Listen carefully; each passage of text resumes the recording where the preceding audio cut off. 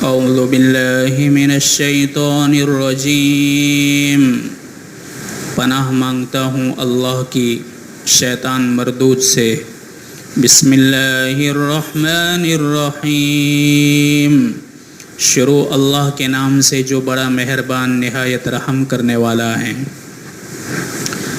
بات چل رہی تھی قیم کی کہ اللہ تعالیٰ نے قرآن پاک کے لیے ایک لفظ استعمال کیا ہے، قیم، قیمن۔ قیم کا کیا مطلب ہے؟ یہ بڑا خوبصورت لفظ ہے، اس نے علماء کو بھی برابر تھکا دیا ہے۔ قیم کا مطلب ایک تو یہ ہے کہ قرآن پاک ایک ایسی مقدس کتاب ہے کہ نہ قرآن میں ورڈز کی کوئی مسٹیک ہے، یعنی الفاظ میں کوئی خامی ہے، نہ اس کی ڈکشنری کے اندر کوئی مسٹیک ہے، یعنی یہ بھی الفاظ کے اندر کوئی عیب نہیں ہے۔ اسی طرح نہ کوئی گرامیکل مسٹیک ہے، یعنی جو گرامر ہوتا ہے عربی کا گرامر، نہ گرامر کی کوئی مسٹیک اور نہ کوئی گرامر کا عیب ہے، اور نہ لینگویج کی مسٹیک ہے، یعنی عربی زبان کے اندر کوئی ایسا نقص نہیں ہے جو قرآن پاک کے اندر اللہ تبارک و تعالیٰ نے عربی کو استعمال کیا ہے۔ تو ایک تو یہ مطلب ہے۔ دوسرا مطلب قیمن کا یہ ہے کہ یہ قرآن اپنے سے پہلے جتنی بھی کتابیں روئے زمین پر آئی اور نبیوں پر اتاری گئی، ان تمام کتابوں کی تصدیق کرنے والی کتاب ہے قرآن۔ یہودی کہتے ہیں کہ ہمارے موسیٰ علیہ السلام پر اللہ تبارک و تعالیٰ نے توریت نازل کی۔ عیسائی دعویٰ کرتے ہیں کہ ہمارے عیسیٰ علیہ السلام پر اللہ تعالیٰ نے انجیل مقدس کو نازل کیا۔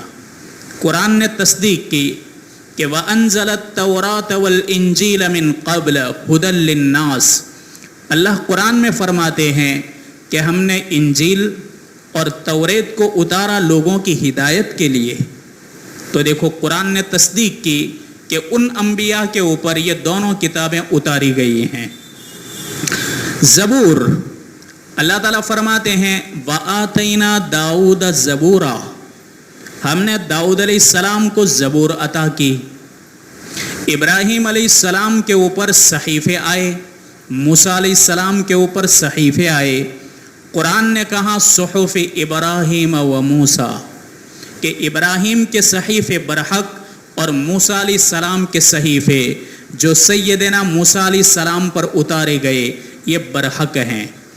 تو جو کتاب جس نبی کے اوپر اتاری گئی اس کا نام لیا گیا اور اس کے نبی کا بھی نام لیا گیا۔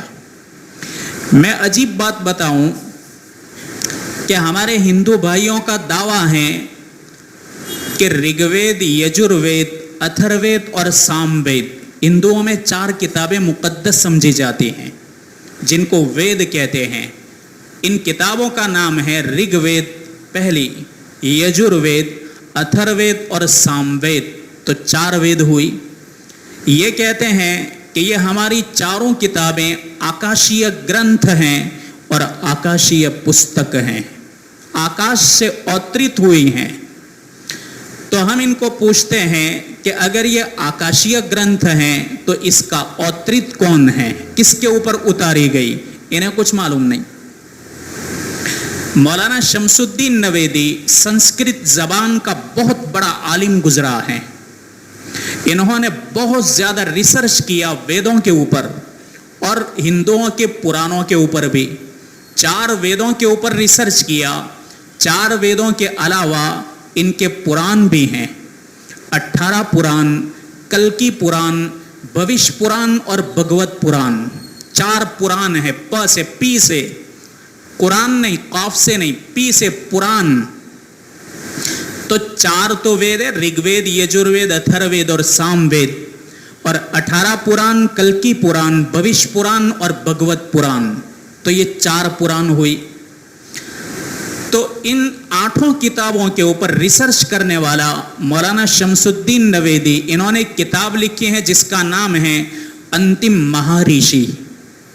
انتم کے معنی آخری، مہا کے معنی بہت بڑا، اور ریشی संस्कृत जबान में ऋषि कहते हैं नबी को, अंतिम महाऋषि, अल्लाह का आखिरी सबसे बड़ा नबी। तो नाम रखा इन्होंने संस्कृत के अंदर अंतिम महाऋषि। वो अपनी किताब के अंदर लिखते हैं कि एक मर्तबा लंदन के अंदर बहुत बड़ी लाइब्रेरी है, दुनिया की हर किताब उस लाइब्रेरी के अंदर मौजूद है और बड़े बड़े लोग उस लाइब्रेरी के अंदर आते हैं, बड़े बड़े पीएचडी किए हुए लोग वहाँ आकर के स्टडी करते हैं, मुताला करते हैं, किताबों को देखते हैं। तो ये फरमाते हैं कि हिंदू मजहब का उस जमाने में एक आलिम था, वो उस लाइब्रेरी के अंदर मौजूद था। उसके सामने एक इस्लाम का भी आलिम था, कुरान का भी आलिम था, एक यहूदी भी बैठा हुआ था और एक ईसाई भी बैठा हुआ था। इन्होंने हिंदुओं के जो आलिम थे इनको कहा कि देखो हमारे पास ईसाई भाई हमारा बैठा हुआ है, यह हमारे ईसाई भाई का दावा है कि इंजील मुक़द्दस अल्लाह ताला ने सैयदना ईसा पर उतारी, आप मानते हैं? तो कहा बिल्कुल मानता हूँ, बिल्कुल मैं इसका इकरार करता हूँ। फिर उन्होंने कहा कि ये हमारा यहूदी भाई हैं, इसका दावा है कि तौरेत शरीफ अल्लाह तबारक व तआला ने लोगों की हिदायत के लिए सैयदना मूसा अलैहिस्सलाम पर उतारी, बराबर है? तो इन्होंने कहा बराबर है, मैं इसको मानता हूँ। फिर उन्होंने कहा कि मैं एक मुसलमान हूँ, मैं दावा करता हूँ कि कुरान मुक़द्दस और कुरान अजीज़ अल्लाह तबारक व तआला ने लोगों की हिदायत के लिए सरवरे कौनैन जनाब मुहम्मदुर रसूलुल्लाह सल्लल्लाहु अलैहि वसल्लम के ऊपर उतारा, आप इसको मानते हैं?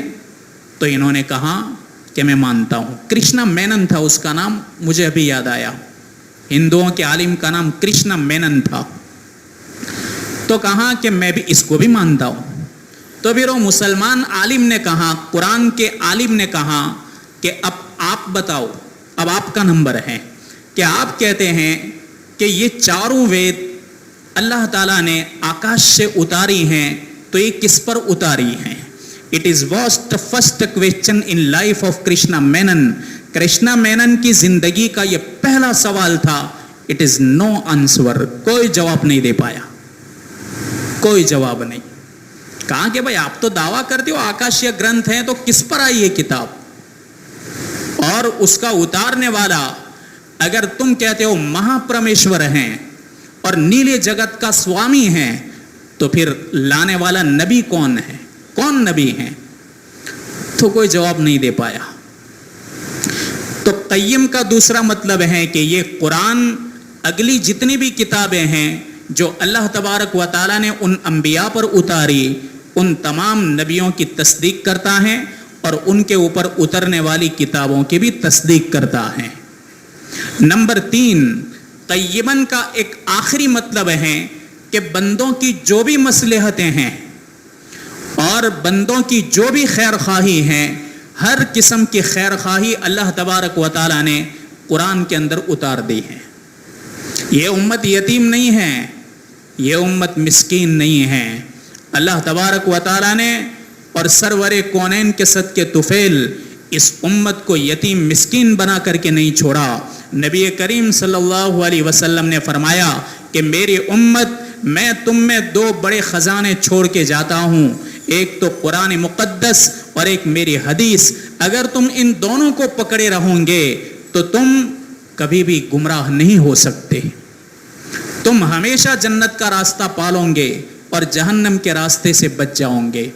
जिस किसी ने भी अगर इन 2 रास्तों को थाम लिया तो अल्लाह तबारक व तआला ने बहुत बड़ा एहसान किया कि बंदों की जो भी मसलहतें थी इस कुरान मुक़द्दस के अंदर अल्लाह ने बयान फरमा दी। मैं पंजाब के अंदर था, पंजाब लुधियाना, वहाँ कौमी एकता के सिलसिले में एक बहुत बड़ी कॉन्फ्रेंस हुई, 2 मरतबा हुई, दोनों मरतबा में गया। दूसरी मरतबा जब मैं गया लुधियाना के अंदर तो बड़े बड़े साधु संत भी मौजूद थे और बड़े बड़े अध्यापक भी थे और کچھ پولیس افسران بھی تھے اور پنجاب کے بڑے بڑے پترکار بھی تھے.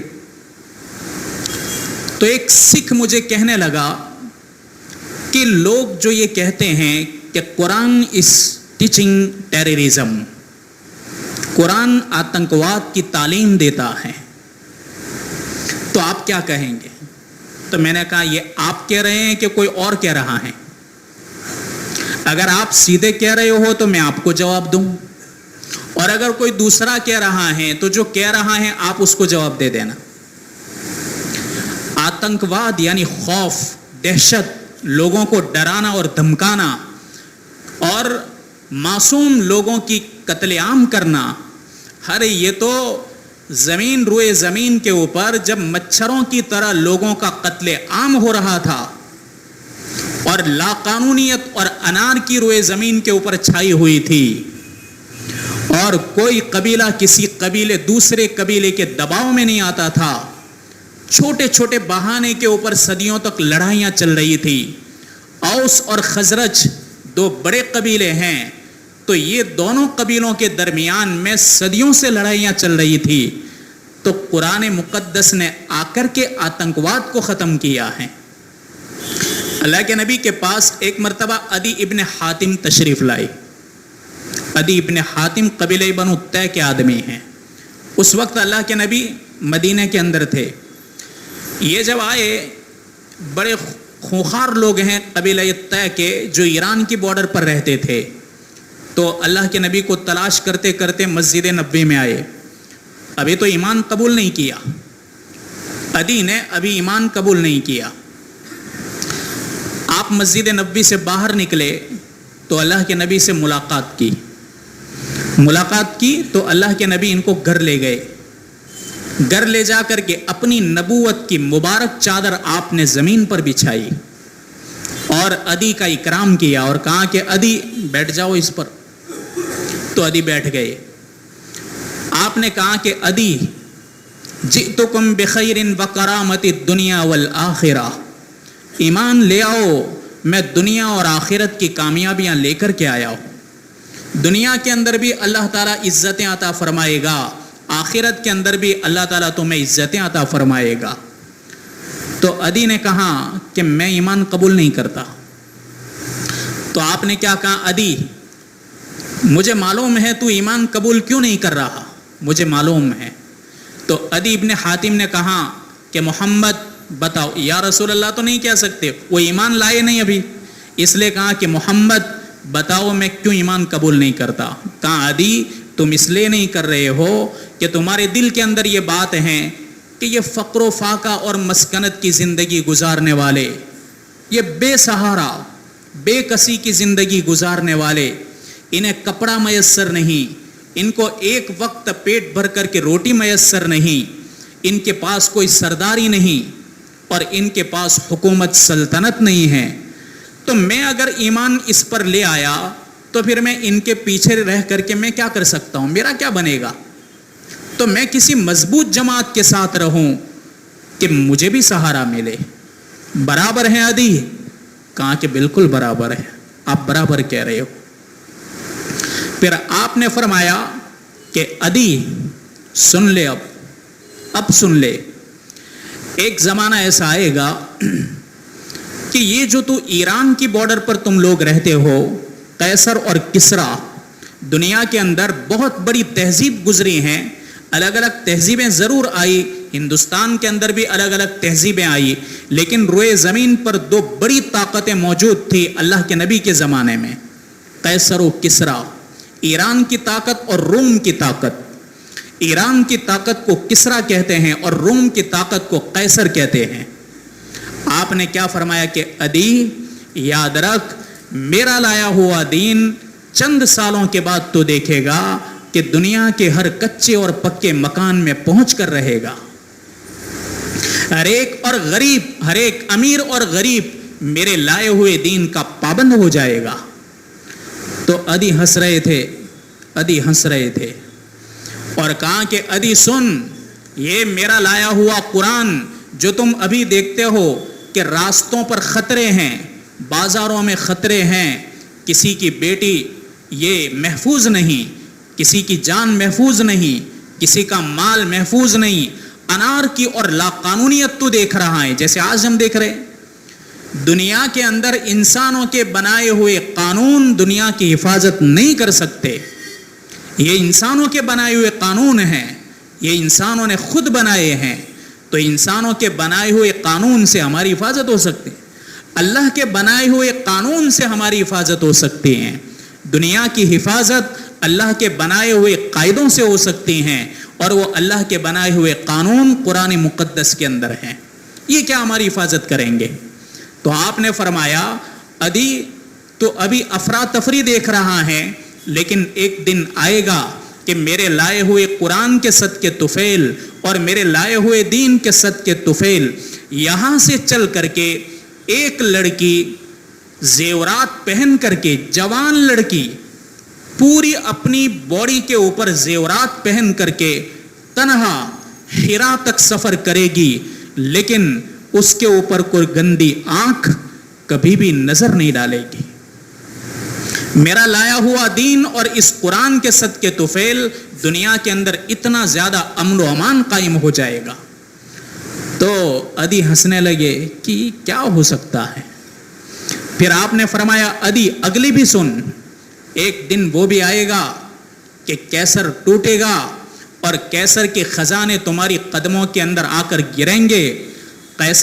کسرا کی طاقت ٹوٹے گی اور کسرا کے خزانے، یہ مسجد نبوی اس وقت تو چھپر کی تھی اور چھپرا تھا. آپ نے فرمایا ادی تو دیکھنا کہ مسجد نبوی کے دروازے کے باہر وہاں کے سونے کے تاج اور تخت گرے رہیں گے. تو ادی نے وہاں کا جاہو جلال دیکھا تھا، جاہو جلال دیکھا تھا.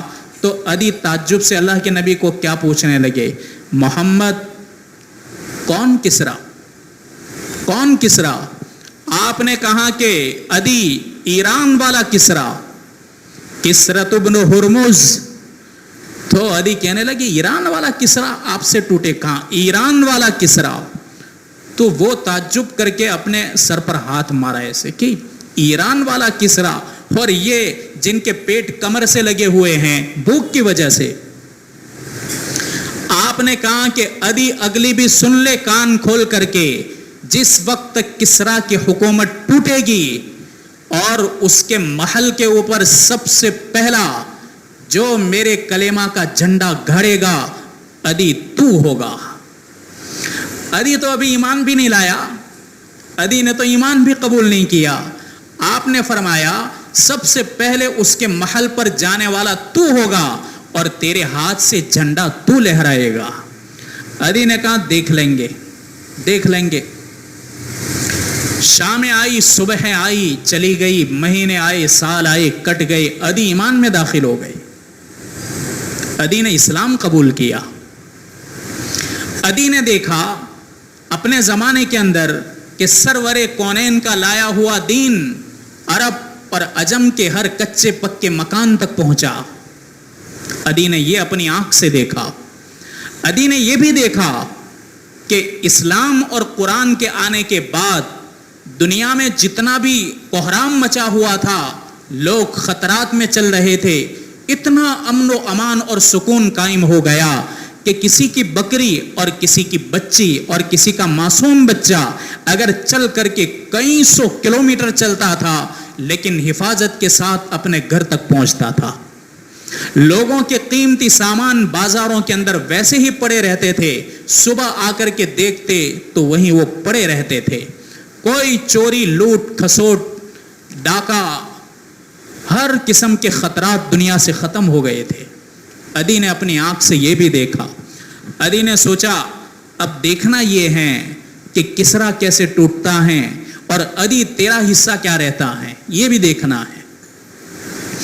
تو ادی کہتے ہیں اللہ کے نبی تو دنیا سے چلے گئے، صدیق اکبر آئے 2.25 سال انہوں نے بھی خلافت کی، وہ بھی چلے گئے.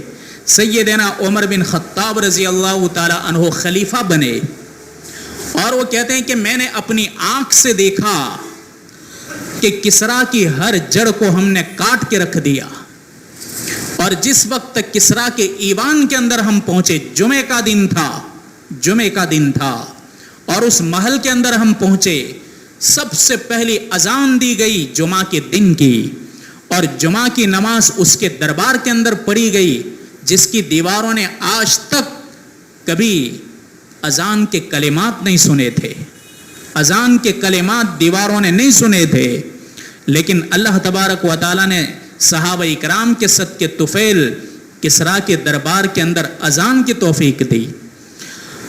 عدی فرماتے ہیں کہ میں نے ایک جھنڈا لیا اور میں سب سے پہلے اس پر چڑھ گیا، چھت کے اوپر، اور چڑھ کر کے اس کا جو مینار تھا اس مینار کے اوپر میں نے جھنڈا گاڑ دیا۔ لوگ دیکھنے لگے کہ عدی، تو زور سے عدی نے کہا صدق اللہ و رسولہ، اللہ اور اس کے رسول نے سچ کہا تھا، میرے حبیب نے سچ کہا تھا کہ عدی اگر تو میرے لائے ہوئے دین کے اندر داخل ہوگا اور قرآن مقدس کو سینے سے لگائے گا اور قرآن کے مطابق تو زندگی گزارے گا، اللہ تعالیٰ تجھ کو یہ دن دکھائے گا۔ عدی فرماتے ہیں کہ میرے دل کے اندر تسلی ہو گئی کہ جو کچھ دیکھنا تھا میں نے دیکھ لیا۔ تو میں نے کہا کہ بھائی آتنکواد کو ختم کرنے کی سب سے پہلی تعلیم تو قرآن نے دی ہے۔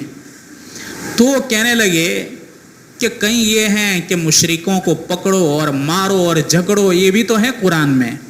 تو ہم نے کہا بھائی 13 سال تک مکی زندگی کے اندر سب سے زیادہ اگر مصیبتوں کی چکی کے اندر پیسا گیا، سرور کونین اور آپ کی آل اولاد کو پیسا گیا سب سے زیادہ، اور یہاں تک کہ سوشل بائیکاٹ کر دیا گیا، ان کو قید کر دیا گیا، کھانا پانی بند، معصوم بچے بلکتے تھے، ماں کی چھاتیوں سے دودھ ختم ہو گیا تھا۔ تو یہ کرنے والے کون، یہ ظلم ان کے اوپر کرنے والے کون؟ تو کہنے لگا آتنکوادی۔ تو میں نے کہا یہ آتنکوادی، مکہ کے آتنکوادی جنہوں نے ان کی 13 سال کے اندر زندگی کو برباد کر دیا تھا۔ اتنا ہی نہیں، ان کو وطن سے بے وطن کیا گیا، اپنے پیارے وطن کو چھوڑنا پڑا۔ سرور کونین جس وقت مکہ سے نکل رہے تھے تو جاتے جاتے آپ نے اپنی معصوم نظریں مکہ کی طرف ڈال کر کے کہا کہ مکہ تو میرا وطن ہے اور مجھے وطن سے محبت ہے۔ وطن سے محبت تو ہر ایک کو ہوتی ہے، ہر ایک کو ہوتی ہے۔ ہم کو بھی ہمارے اس پیارے ملک سے بڑی محبت ہے۔ کیوں محبت ہے؟ اس لیے کہ ہم نے اس کے پیچھے پسینہ نہیں بہایا، اس ملک کے لیے پانی نہیں بہایا، اس ملک کے لیے خون اور خون کی ندیاں ہم نے بہائی ہیں، ہماری لاشیں کٹی ہیں، ہماری گردنیں کٹی ہیں۔ تو اللہ کے نبی نے فرمایا کہ مکہ اگر تیرے رہنے والے مجھے نہ نکالتے تو میں کبھی تجھے نہ چھوڑتا۔ آپ جاتے جاتے بول کر کے گئے مکہ کو، اور پھر صحابہ اکرام اپنی دکانوں کو، اپنے مکانوں کو، اپنی جاگیر کو، اپنے جانوروں کو سب چھوڑ کر کے مدینہ کی طرف چلے گئے۔ تو جن لوگوں نے ان کو وطن سے بے وطن کر دیا وہ کون؟ تو وہ آتنکوادی، وہ آتنکوادی۔ ارے چلو پھر مکہ چھوڑ کے بیچارے مدینہ چلے گئے، تو مدینہ جانے کے بعد اب ان کا کیا اب ان کو کیا دکھ تھا؟ اب تو کوئی دکھ نہیں ہونا چاہیے مکہ والوں کو، یہاں پریشان کیا، مال دولت سب لوٹ لی، تو اب تو کوئی پریشانی نہیں ہونی چاہیے تھی اہل مدینہ جب وہاں چلے گئے تو۔ لیکن وہاں جب پہنچ گئے تو وہاں پر بھی انہوں نے یہ ٹھان لی کہ وہاں جا کر کے ان کو صفحہ ہستی سے ختم کر دیں۔ تو ایسا کرنے والے کون؟ تو کہا آتنکوادی۔ تو قرآن نے جہاں پر بھی سختی کرنے کو کہا ایسے لوگوں کو کہا ہے، ان لوگوں کو۔ تو قرآن امن و امان اور شانتی اور سکھ کا درس دیتا ہے، اور پوری دنیا کے اندر امن و امان قائم ہو جائے اس کا سبق قرآن پڑھاتا ہے۔ تو بندوں کی جو بھی مصلحتیں ہیں ساری مصلحتوں کی کفالت قرآن مقدس کرتا ہے۔ پھر اس میں اللہ تبارک و تعالیٰ نے کس قسم کے ہماری مصلحتیں بیان کی ہیں وہ ساری مصلحتیں انشاءاللہ آگے بیان کریں گے۔ یہ قیمن کا چھوٹا سا لفظ سب کہہ رہا ہے، یہ چھوٹا سا قیمن جو قرآن میں اللہ نے سورہ کہف کے پہلی آیت ختم ہونے کے بعد دوسری آیت کا پہلا لفظ استعمال کیا قیمن. یہ ساری باتیں میں نے قیمن کی کہی اور ابھی بھی باقی ہیں, بڑی خوبصورت باتیں ہیں, انشاءاللہ وہ آگے بیان کریں گے. سبحان اللہ سبحانک.